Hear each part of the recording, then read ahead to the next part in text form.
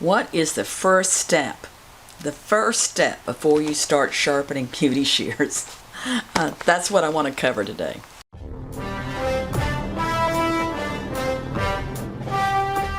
So I'm here with my coffee. It's early morning and I want to do this sharpening this morning before the phone starts ringing. Mystie's out on sick leave, so I'm manning everything. Gene comes in late because he's still recovering from his car accident. Usually comes in at 11:30. I shouldn't tell this on him, but I called him at noon yesterday because he hadn't showed up. He comes in at 11:30. He works about 3-4 hours a day, and he was still asleep at noon when I called him. He said the dog had woke him up. Bo had woke him up a couple of times. He said, but he just rolled over and went back to sleep. There's something wrong with that. Me, no alarm clock. Usually 6 a.m. I wake up. Today it was like 5:30. It was like, oh, well, let's go ahead and get up and get going. And have my prayer time, read my Bible, get myself ready, and then I come on in. And I'm an early bird, but don't call me late. Nope, I'll be asleep. So, still got a little morning hoarse throat. So, I find a lot of sharpeners, when they call me on the phone, they don't really understand that very first step before you start sharpening shears. And I'll always ask you about this first step when you call me on the phone. So, excuse me, more coffee. I think I snore all night and it makes me hoarse in the morning. I wouldn't know. Bo doesn't tell me. Gene doesn't tell me. He's too polite. Maybe that's why he sleeps so late, do you think? But anyway, on to shears. If you're looking at doing beauty shears, sharpening beauty shears, you are a stylist and a barber, dog groomer, and you want to know more about how your shears are sharpened, this channel's for you. It's especially for those of you that already sharpen beauty shears. And I find a lot of you jump into sharpening before you do this first step. And I have the perfect shears to show you what that first step entails today. And I get, about every 2 to 3 weeks a bag of shears from Felix. Now, Felix sends me his shears to sharpen, and I do sharpen wholesale. So if any of you are a distributor or you're wanting to sell shears and not sharpen to begin with, Felix knows how to sharpen. In fact, when I trained him, he really picked it up quick. And he's got our Cymek machine, an older version of it, but he has it. But he's doing so well selling beauty supplies, especially to the Hispanic community, because he's bilingual, that he really, it doesn't make sense for him to sharpen. The time he would take, even though we're charging, going rates $30 to $40 a pair, at this time it's 2022. No, it's 2021. I'm jumping ahead of myself, aren't I? I'm already looking at January, but it's 2021. The going rate seems to be, for good sharpeners that are sharpening correctly, $30 to $40. Now, you can always find somebody doing it for $10 or $15, but typically they don't have the right training or right equipment. So regardless of the equipment you're using, regardless of who trained you, this is the first step you're going to do when you get ready to sharpen shears. And that's the inspect and critique and know what you're working with. So let's go through these, and I also have, it's obvious this one's a Jaguar, but there's some things I want you to see about it too. So I haven't even looked at these, and it should be interesting. If it's not, just fast forward it and watch another one of my videos. I only have 400 out there. So, well, let's look at the Jaguar first. Jaguar are German scissors. Typically, they're going to be a beveled edge. Now, you need to know the difference between a beveled and a convex edge. This one gives us a hint because look at here. It says right there on the box, convex edge. That's not to be expected. This is an older Jaguar. Nice box. Let's see how to figure out how to open it. There we go. Oh, I'm glad I got this screw. This is a discontinued screw. So if you break it or lose parts out of it, you're going to have to replace it with another screw. So here's what we're looking at here, critiquing. So we know this is convex just because it says on the box. And Jaguar does make some convex edge shears. I got to see them do that when I was in the factory. They wouldn't let me take pictures of how it was done, but it was done on a flat home type system, which is that's why I recommend if you're going to do beauty shears, you've got, and even groomer shears, barbering shears, you need to have a flat home system. But what you want to do in inspecting a shear, first you want to see what type of shear is it. So this one's a convex. Then I want to check the hardware, and this hardware is like I said, this is a discontinued model. Unfortunately, look at here. She sent me the little tool to adjust it with. Most people don't keep up with their special tool to adjust their screw. So that's going to make my job a little easier. I may have to replace parts when I take it apart. But this is a shear because it's convex, because there's a ride line. And I want to show you what the ride line is. And it's hollowed out.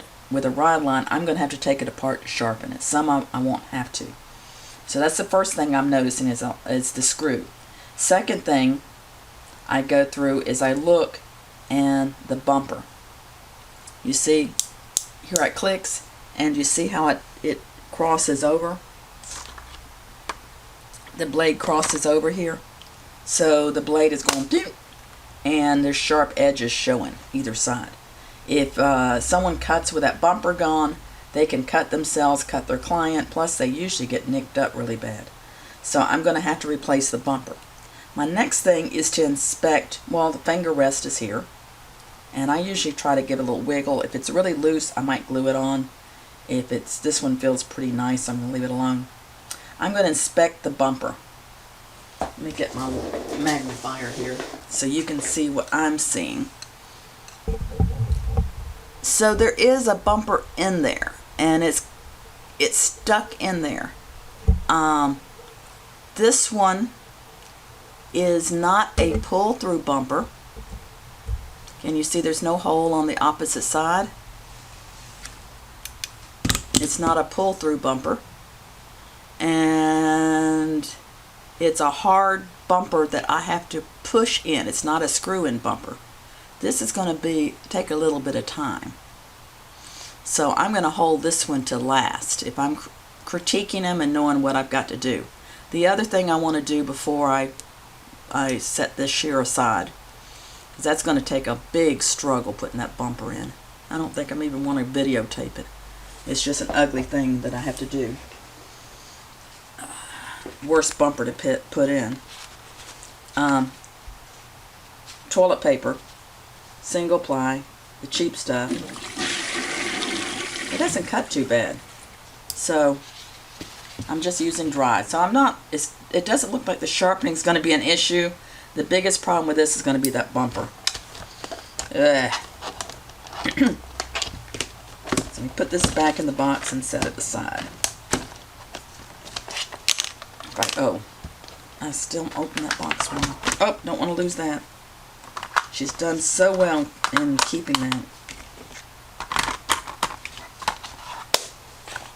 So that one is later today. Now, let's look at all of the ones that Felix sent me.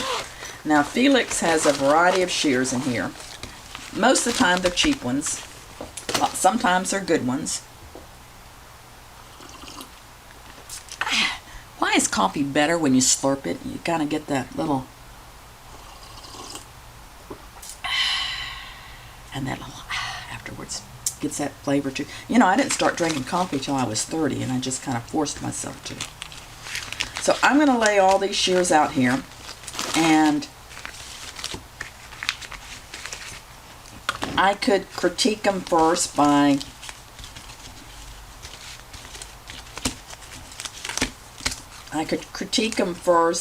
whether they're convex or bevel. I could do a triage on them by what parts they need. But let's look at convex and bevel first, and then we'll go through these. I'm just going to pull them all out, and as I sharpen them, I'll put them back in the little bags. I like to write 1, 2, 3, 4, 5, 6, 7, 8, 9. 9. I like to put down on something that I did 9 shears. I'm going to write it on this box. I have trouble remembering numbers sometimes. I'm going to make sure I put 9 back in there.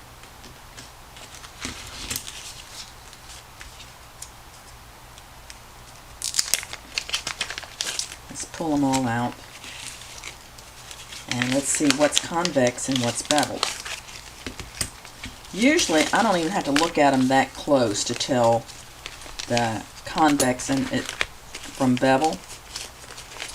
Some of them might be a little bit more of a mystery than others. But you're going to sharpen them in 2 different ways if they're convex or bevel. The convex I'm going to take apart, so it's going to be more work to them. The bevel I may or may not take apart. And so I like to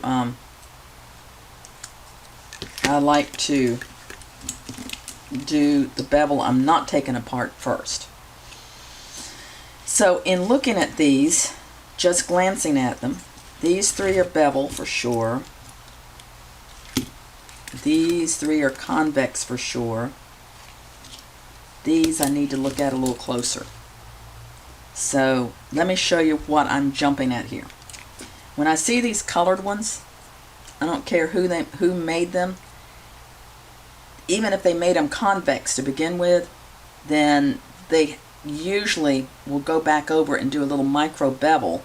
Otherwise, if that color is all the way to the edge, they won't be smooth. So this is a beveled edge that I will need to take apart. And the reason I'll need to take apart is because it's hollowed out and has a ride line. Let me show you what I'm talking about, the ride line. It's pretty easy to see on this shear. My phone's ringing. I thought it'd be before the phones. Hello, this has got to be a spam call. Can you tell me quickly? Hello. Is this who?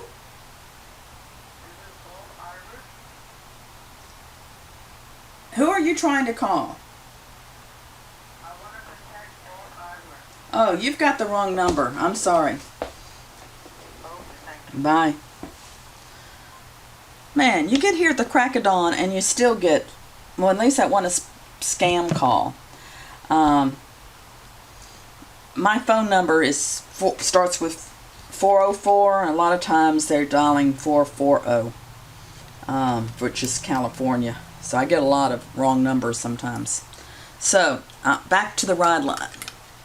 See that little shiny line along the cutting edge? Really easy to see on these rainbow colored shears. And if you look at the back, you can see that without my magnifier. It goes along the edge and it comes back and it makes a backwards J and it stops right there. Now I had someone yesterday tell me there was something wrong with the shears because when he opened it all the way, it wiggled. Well, that's not a fault of the shear.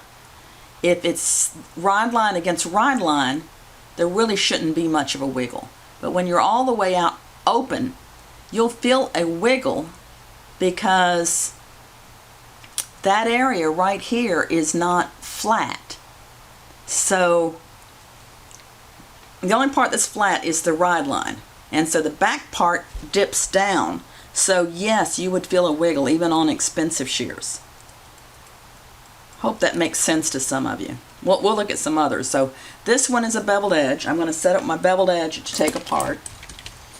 This one is a beveled edge. Now it kind of looks like a convex. It's got a little silver line that's flat.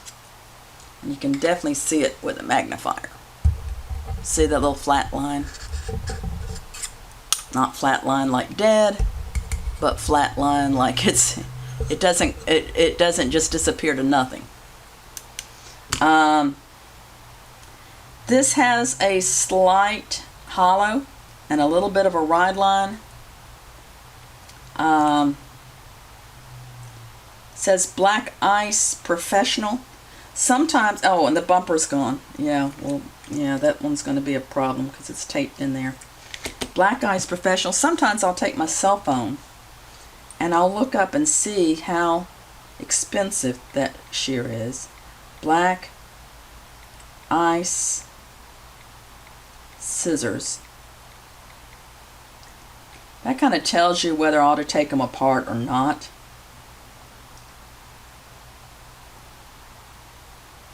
Yeah, $15.95, $17.99. He's paying more to get them sharpened. I'm not going to bother taking these apart. These are so cheap that if I did the right line, it might be all over the place. So those are going to be done without taking apart. This one is also a beveled edge. It doesn't even have a name on it. So this one I would not take apart. Let you see the edge on it.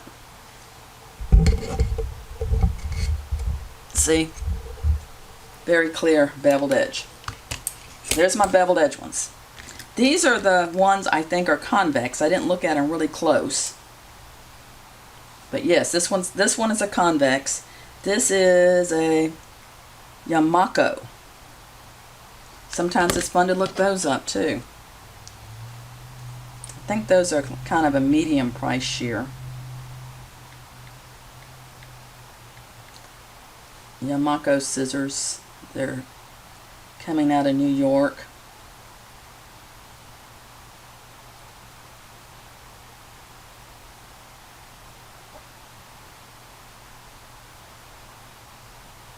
Here's some on eBay. I don't want to compare to eBay. And it's taking me up. Here's some on. No, that's Yamato. These are Yamako. See, you got to be careful. See, Yamatos are $700 shears. So whoever came up with these wanted to make you think they're a $700 shear. You see how easy that would be? There's a Yamako Japanese noodles. I don't think that's what we want. Mako USA. Okay, 150, 200. That's why I thought mid price range. I've got some cheaper. A variety of prices. See if I see this one. I'm surprised this one doesn't get sued by shark fin, because shark fin's got that little thing that comes up, but I guess since it's curved. That's why, you know, if you patent something, people don't have to change it a lot to get around it. But this one is convex, and I'll show you why it's convex. You see, when I turn it, there's no flat edge. It just disappears to nothing. Now it needs sharpening. There's nicks and stuff there. But that's a true convex. These convex edge shears are going to need to be taken apart and sharpened on a flat hone. I could get by with these maybe on a twice as sharp, but this one I really need a flat hone.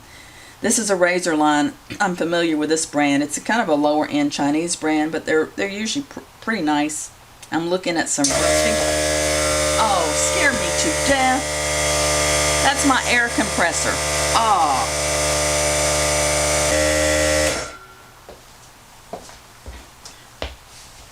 Do you think I could ever shoot a video without 10 interruptions, even early the crack of dawn here? Alright, so this one is a convex edge. It looks like it's been sharpened at least once, because some of the you can see some of the blade is gone. This one I don't think is, oh no, it's been sharpened, because look at how that tip looks. Somebody, when they sharpened it, they lifted it up too much. This one's going to need some work on the rust. And once again, the bumper is gone. We'll talk about bumpers in a minute here, after I go through this convex and bevel. This one, and I said this one fooled me. This one looked convex, but it's a micro bevel. I can decide if I want to convex it or leave it a micro bevel. Since it doesn't have a name on it, I don't know what the quality is, which is probably cheap if they're not proud of their name. I'm going to probably do this as a bevel, and I'll show you what this one looks like. See, it looks convex, but then when I turn it, it's a definite bevel. And that looks like a factory bevel, not something someone did wrong.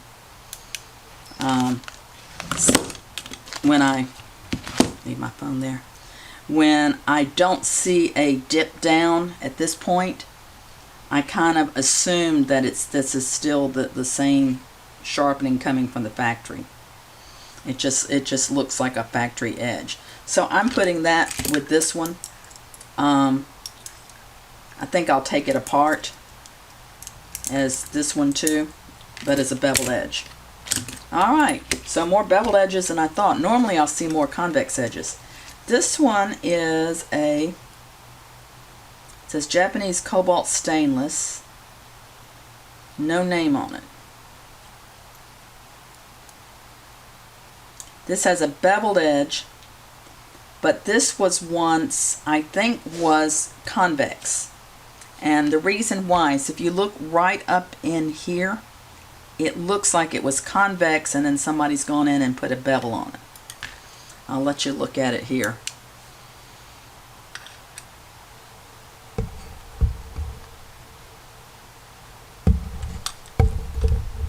Oh, it helps to turn this light around the other way.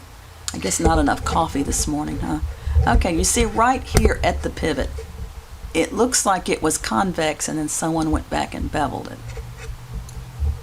So this one is going to be a problem shear because I'll have to decide if I want to bevel it or convex it. There's no name on it. It says it's Japanese cobalt. It might be. I don't know. Which means it's going to be hard to move the metal. This is a really cheap screw. Oh, we'll talk about screws in a minute. This one here is sort of a sword edge, sort of a convex. The back is convex. He sends me a lot of these. I've got some videos on sharpening these. The one that looks like sisters or whatever. So I'm going to put that with my convex one. This is the matching thinning shear. And this is also convex. You usually leave these teeth alone, so I'm not really looking at those. I'm looking at that one blade, and I'll let you look at that. Alright, convex. More coffee this morning, Bonnie. Oh. Thought I was awake. So, I've got 4 convex, I got 4 bevel, and 1 problem shear. The other thing you want to look at is screws.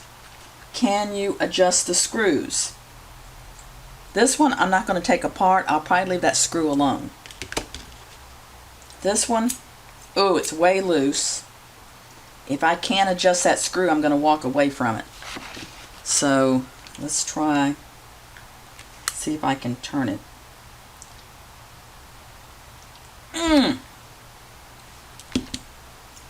Yes.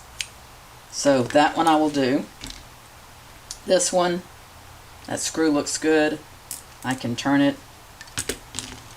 This one, loose. Once again, if I can't adjust that screw, it's a walk away shear. Yep, it turns. But I'll be taking that apart. This is a really cheap screw, but it can be adjusted. This one here has like a little clicker plate underneath it.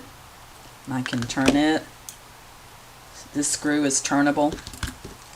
This one is, I think. Oh, wait a minute. This might have some pieces missing. It's not clicking.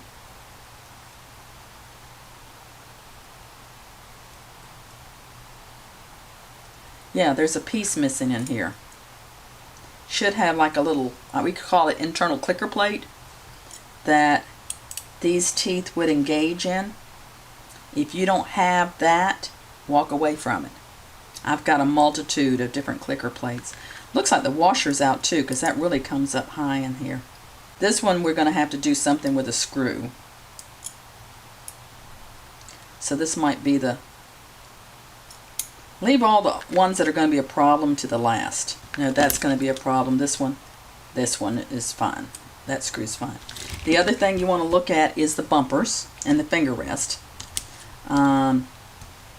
This one needs a finger rest.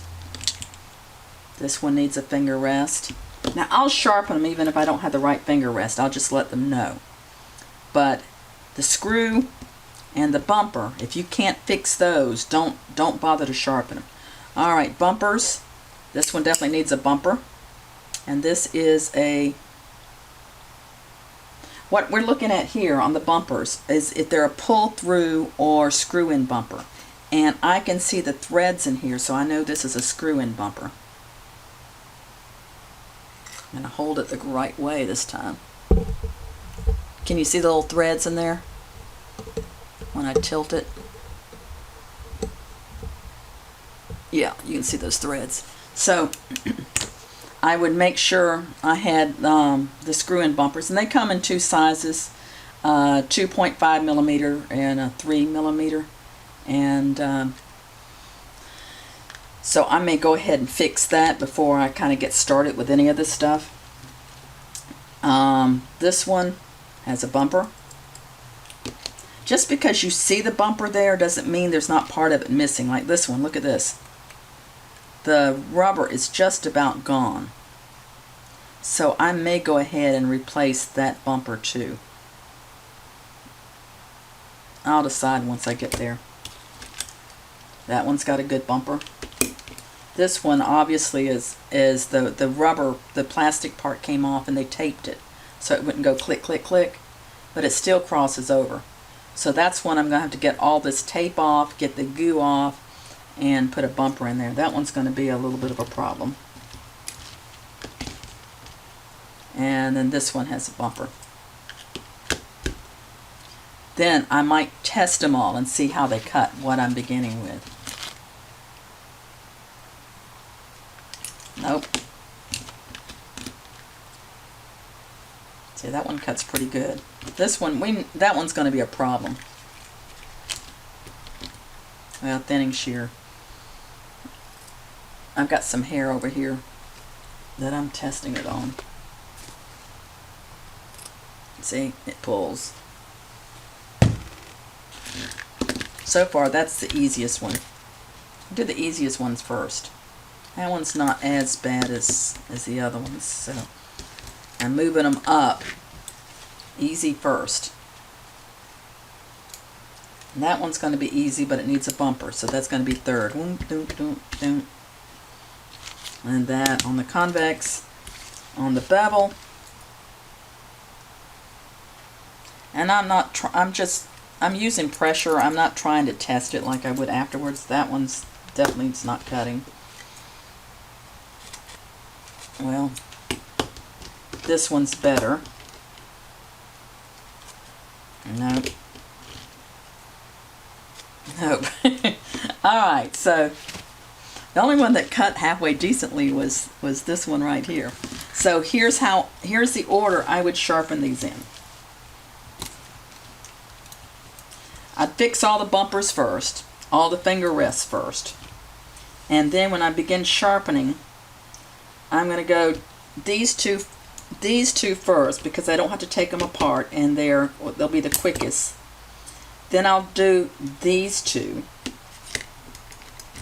I might, yeah, like I said, fix the bumpers first. That's going to be, I might have to soak it in something to get that goo off.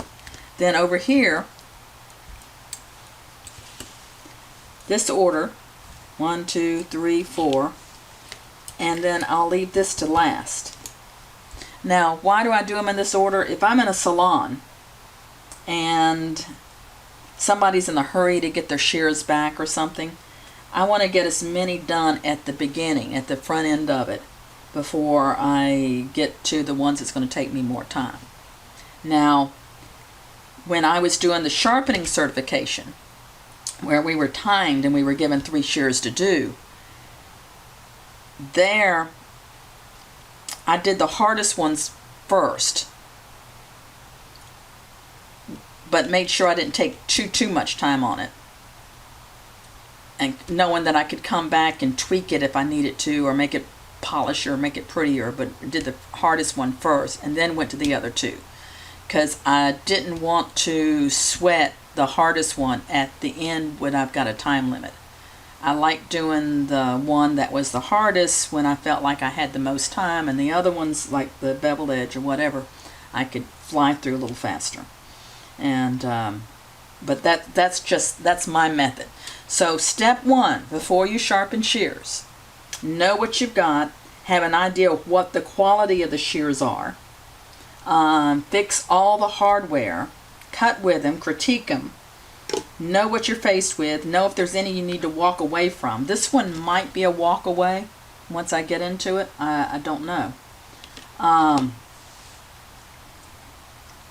But it's just like if someone's going in to get their hair cut and they're a new client, they give them a critiquing. Now, if I was in the salon, I might ask them, now, do you slide cut? Do you slither? Do you point cut? How do you use your shears? You kind of go in like this. Are you a lefty using a right-handed shear in your left hand? If it's possible that I can ask them questions about the shears before I get into sharpening, I do.